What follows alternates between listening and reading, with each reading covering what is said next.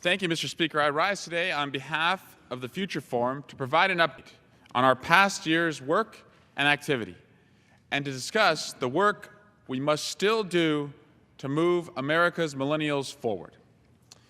Yesterday, April 12th, marked the one-year anniversary of Future Forum, and what a year it's been. And I encourage everyone at home to follow along as we talk about these issues this afternoon at #FutureForum on Twitter or Instagram and Facebook.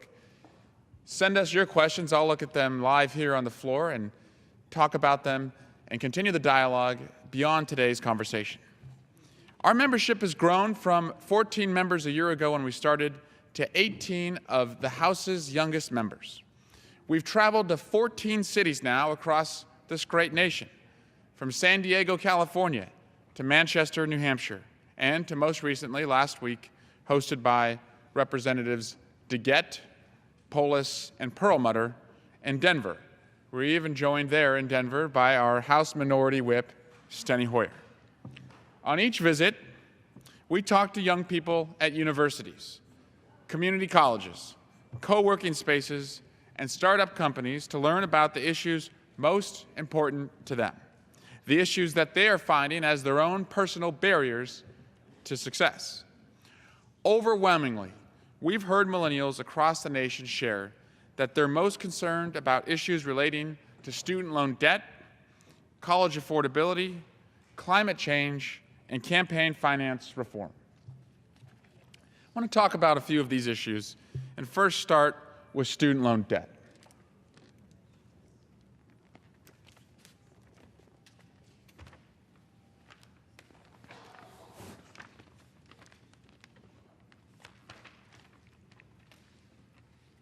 At many of these sites, we ask people with a polling app, what issue is most important to you?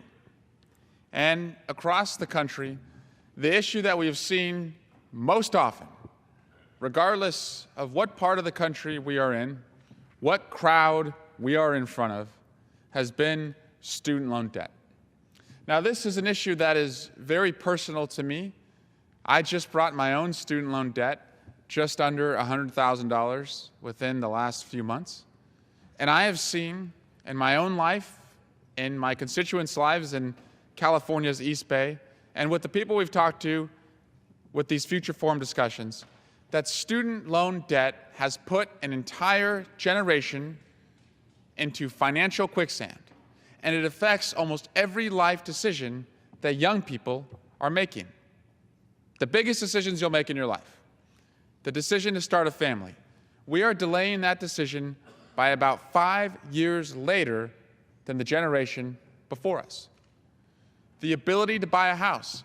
We are perhaps the least home-owning generation America has ever known. The decision and the ability to go out on your own and start your own business. Well, actually, millennial entrepreneurship is on the decline. From 2014 to 2015, 5% fewer millennials started a business. How is that? You look at Silicon Valley, you look at Silicon Alley, you look at Silicon Beach, you look up in the Northwest at Silicon Forest, you see all of these startups across our country, and you think, well, this is the startup generation. In fact, we're more risk-averse than you would think. It's because of the student loan debt that we carry. It makes it so hard to go out on your own, to find that capital you need, to take that risk, to start a business, to create jobs that will help grow our economy. These are the 4 issues we're seeing that student loan debt is affecting. Starting a family, buying a home, starting a business, and then finally, being able to save. We are also the generation that has saved the least of any generation that has ever come before us. And it makes sense, right? Every month, you have approximately 40 million young people with $1.3 trillion in student loan debt, hundreds of dollars each month going out the window, going to pay off this debt, making it very hard for you to rent near where you work, let alone even realize that American dream of home ownership.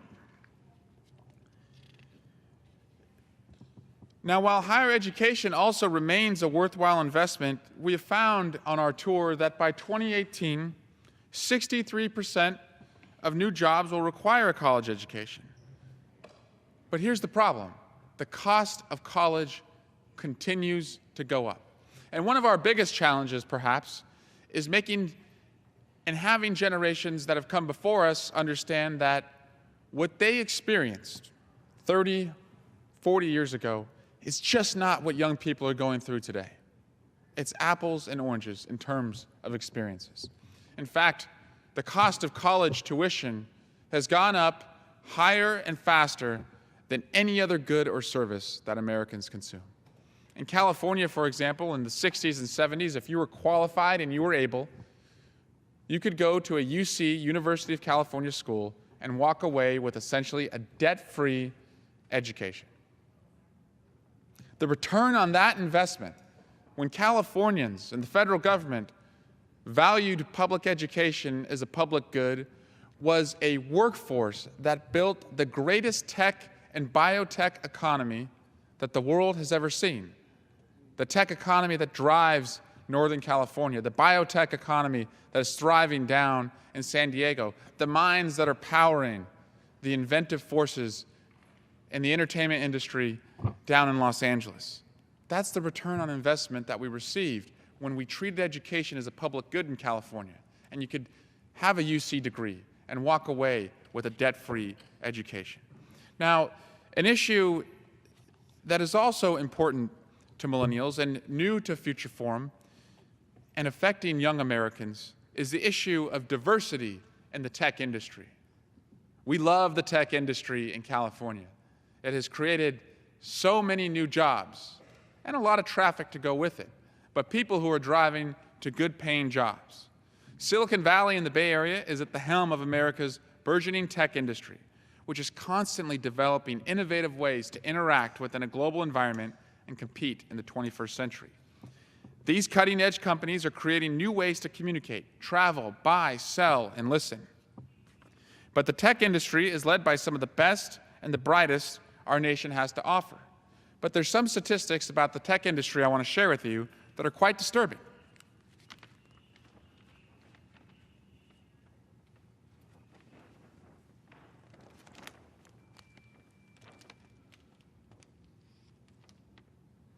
The tech industry is not as diverse as California or our country is. Millennials are at the center of this industry. They're the largest generation in the U.S. workforce. By 2020, millennials will make up 50% of the global workforce. However, over the past 2 to 3 years, major concerns have been raised that tech lacks one major component. We're the largest workforce America's ever known. We're the largest and most diverse generation America's ever known, but the tech industry is missing a diverse workforce. Despite making up significant portions of the U.S. population, women and minorities are drastically underrepresented in this industry. Let me give you an example. In the United States, women compose 50.8% of our population. However, women only make up about 1/3 of the tech workforce. Ethnic diversity in tech tells a similar story. 8% of the tech workforce is Hispanic, 7% is African American, 23% is Asian, and 60% white. How can we resolve this? Many tech firms have made great strides toward improving workforce gender and ethnic diversity by releasing workforce data and creating internal programs to address this disparity. However, action must continue to be taken every single day to address the root of the problem, like improving access to STEM education. The tech industry also needs to seriously examine recruitment measures in order to encourage a more diverse workforce. I recently introduced the STEM K-to-Career Act. This bill would provide federal loan forgiveness for STEM teachers in low-income schools, create a tax credit for paid STEM internships and apprenticeships, and ensure that 7% of federal work-study funds are used for STEM jobs. This would help make sure that every corner in America, every classroom across our country is treated equally and receives the same amount of funding for STEM, and make sure that every child has that freedom to dream. I'm also a co-sponsor of Representative Rick Larson of Washington's Youth Access to American Jobs Act, which will connect students to training in STEM skill positions to prepare them for well-paying jobs. And just last month, I signed a letter urging for an increase in federal support of Hispanic-serving institutions. Someone in the House who has worked on this issue, who is my neighbor in the East Bay and someone I've been proud to serve with, is Congresswoman Barbara Lee.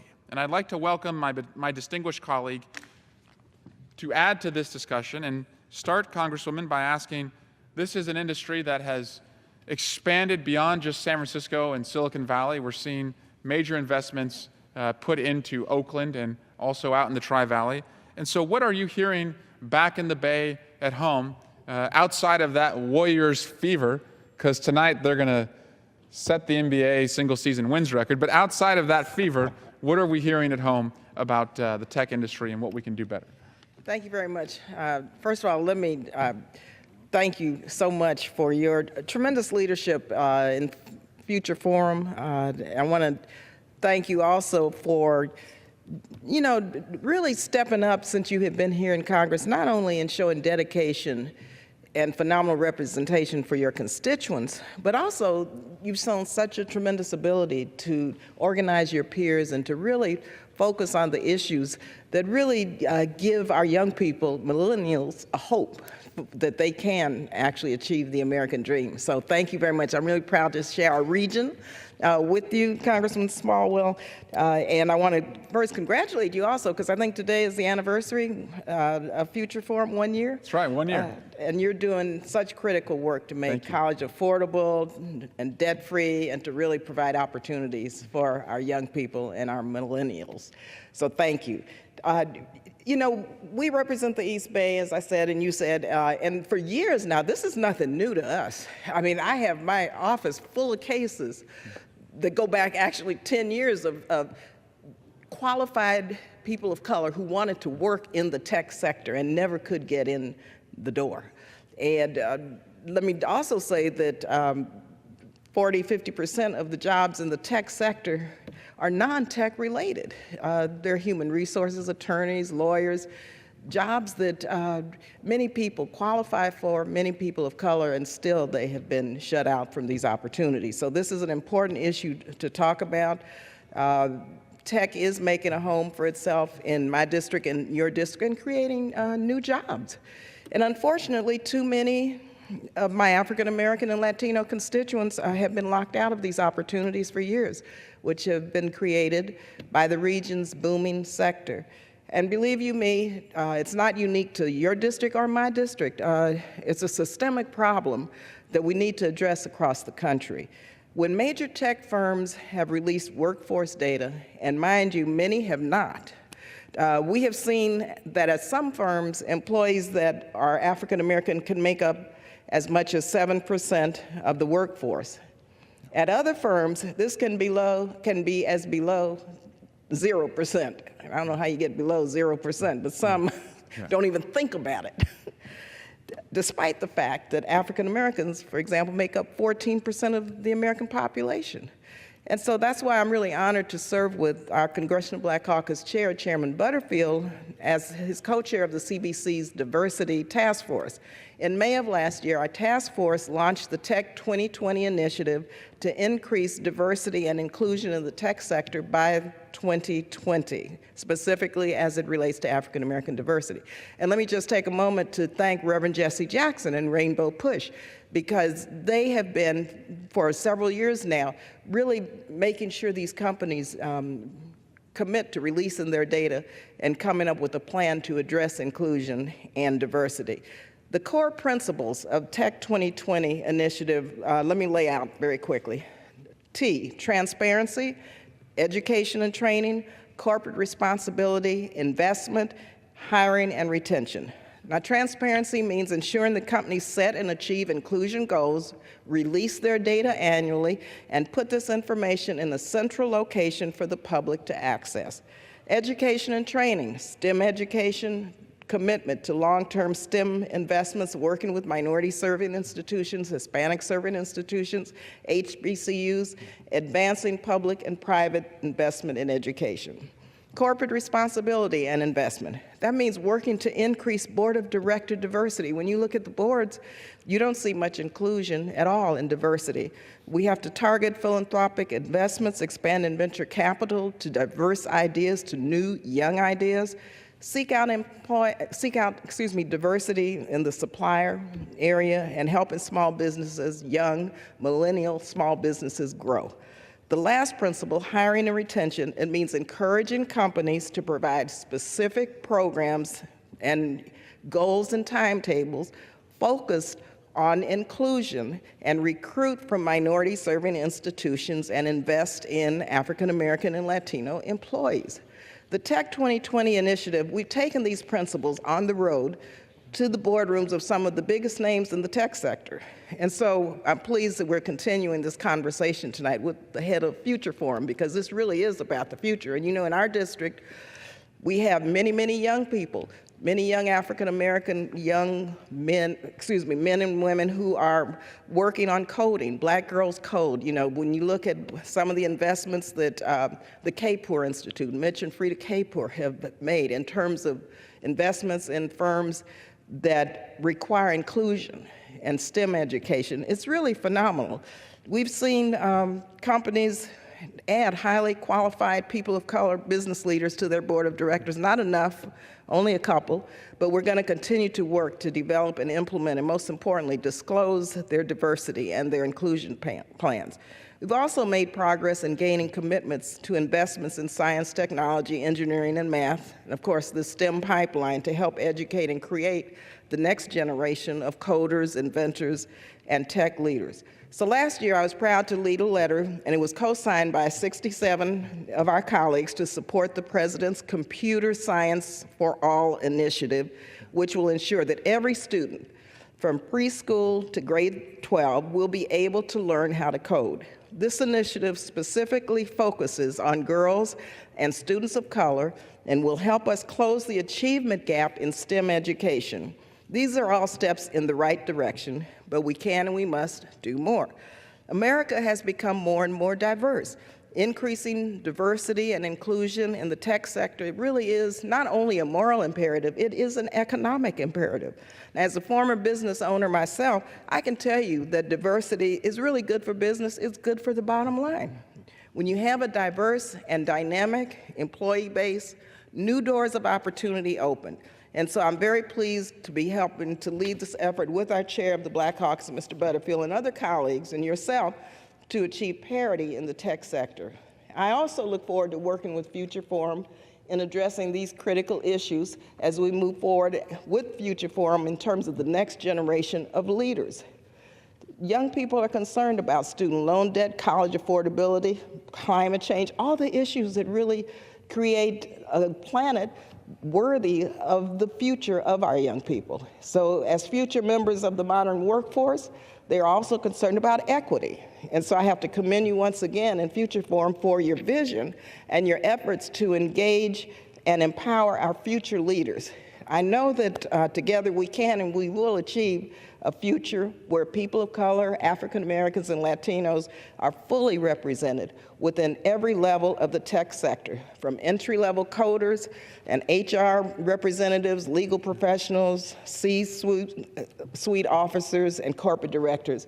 And finally, let me just say one effort that some of the companies are mounting, which I think you know about, but which we need to talk a little bit more about in the future, and Future Forum should look at it, are the unconscious bias studies that these companies are undertaking. Because oftentimes it's the culture of the organization and unconscious biases that translate into policies and programs that create discriminatory effect, which in fact need to be addressed and dealt with. And they're so unconscious that people don't even realize that this is the ultimate outcome of those unconscious biases. And do you think that shining a light on workforce data is probably one of the best ways to kind of reverse an unconscious bias, that if, unless you're forced to look at the numbers and the behaviors of your company, you're not going to make a change that results in having a diverse workforce? Yeah, absolutely. If you don't have the facts, if you don't have the data, how do you know that, first of all, that there is an issue and a problem of exclusion.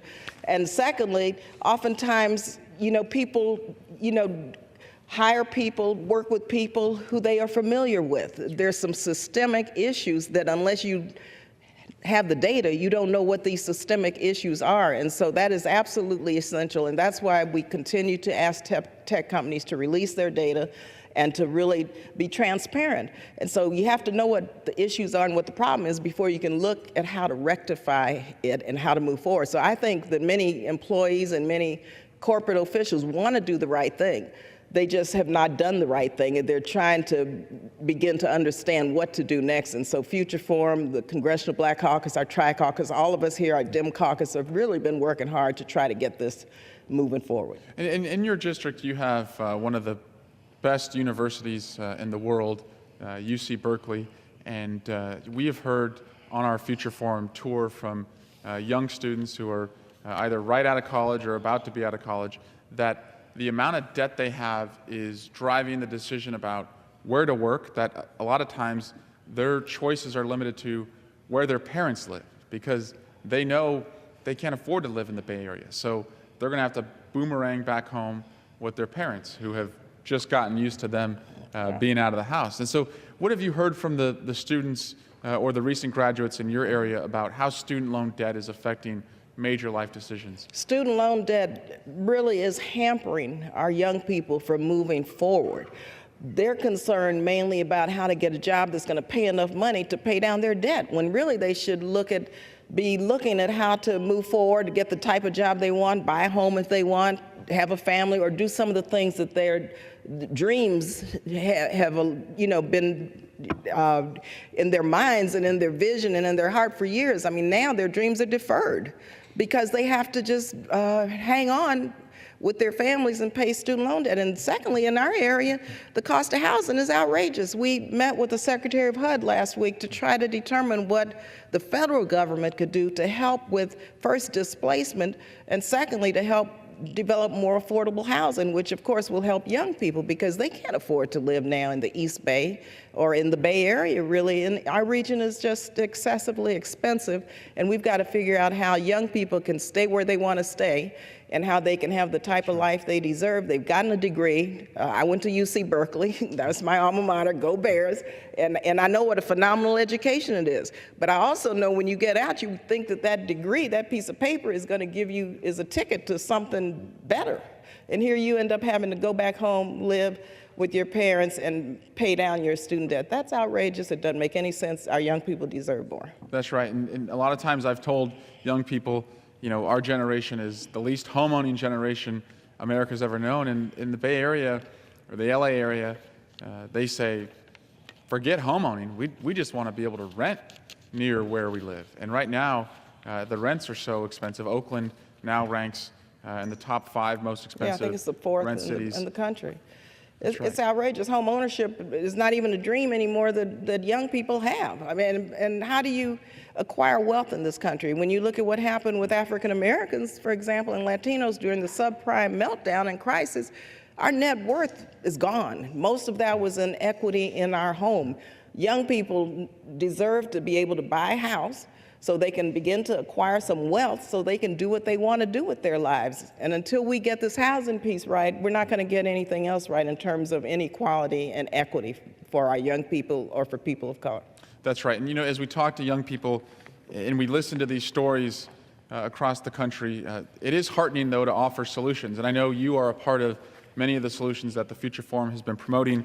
One of them is the Bank on Students Emergency Loan Refinancing bill. And this is Joe Courtney's bill, our colleague, who says that if the banks can refinance at the lowest rate, if a homeowner can refinance at the lowest rate, an auto loan can be refinanced at the lowest rate, why can't our students refinance at the lowest rate? Why should they have to pay so much money in interest and not get more competitive rates? And there's no reason why, because here you have young people starting out, making a life for themselves.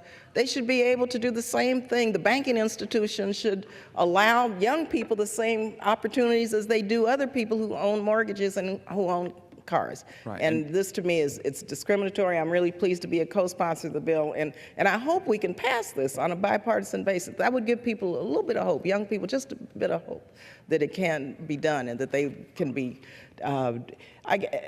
made whole, and that their college education, the sacrifices that they made, it was worth it, because now they're going to the next step. That's right. In the Bay Area, young people are so collaborative and inventive that they have powered this innovation economy, and then they look at Washington and they wonder, well, why isn't the majority party in the House collaborating on these student loan bills? If you look at every student loan bill that's out there right now, I think 9 out of 10 of them have been offered by our side, and this is an issue that should not be owned by a political party. People are hurting out there.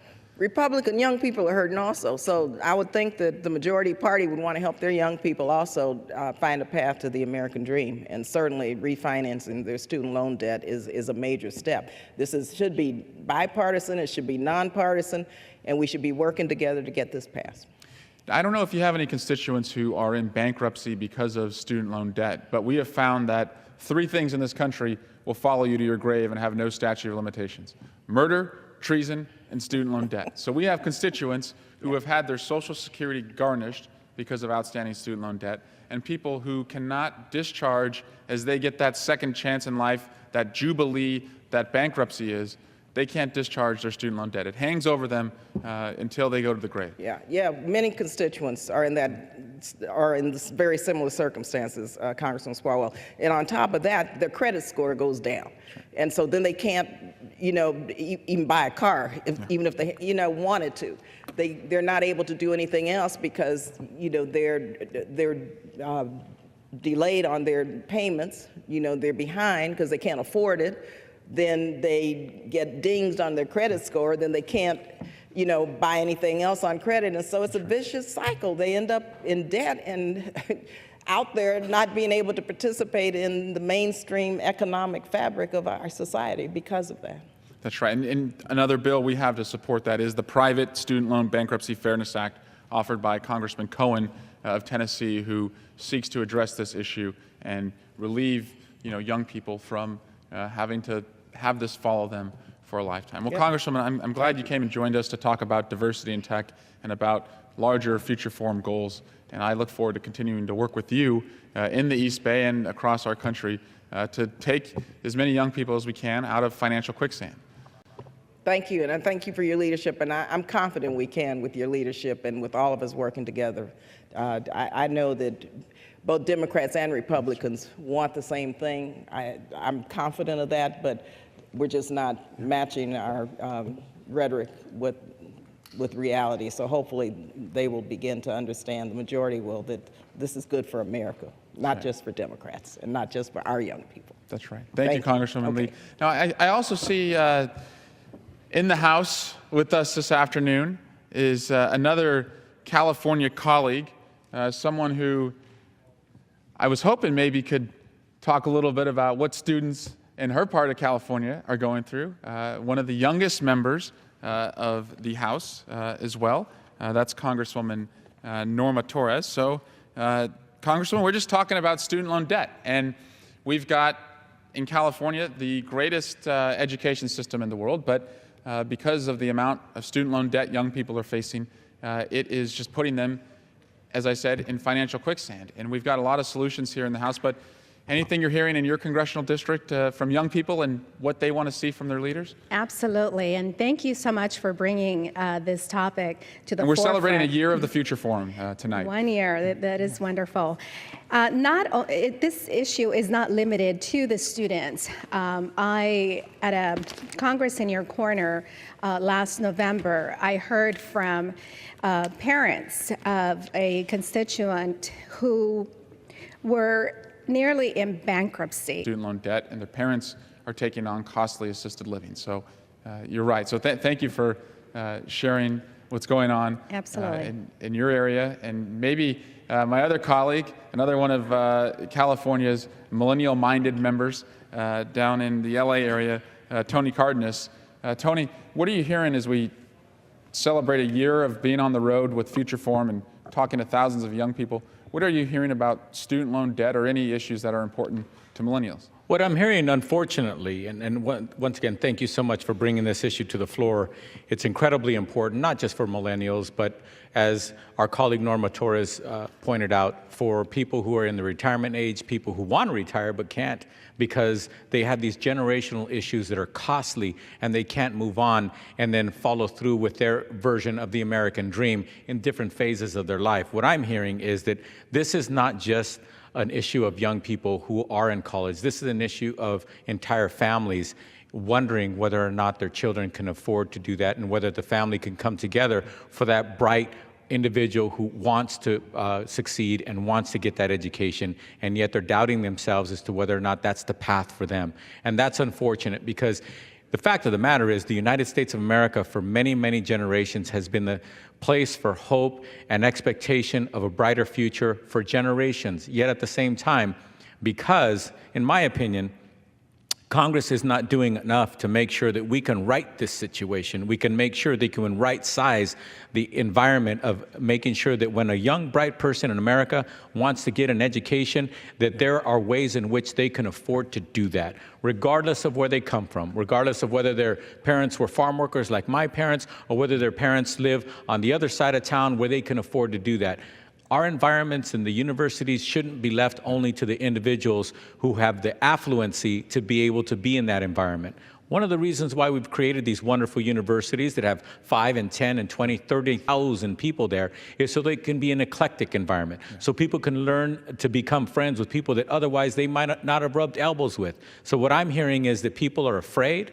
Too many Americans are afraid. I'm hearing that too many young, bright individuals are doubting whether or not they can afford to get that degree. Not that they can't do it, not that they're not bright enough. The problem is that what I'm hearing from my constituents and people around America is that it is tough to make that decision because too many young people now have examples that they're in debt $100,000, $200,000, $300,000, and then on top of that, they can't find a right-sized job to fit their skill set, and then on top of that, they've got this mounting debt, and that's something that too many people are afraid to enter into. That's unfortunate. Shouldn't happen in our country.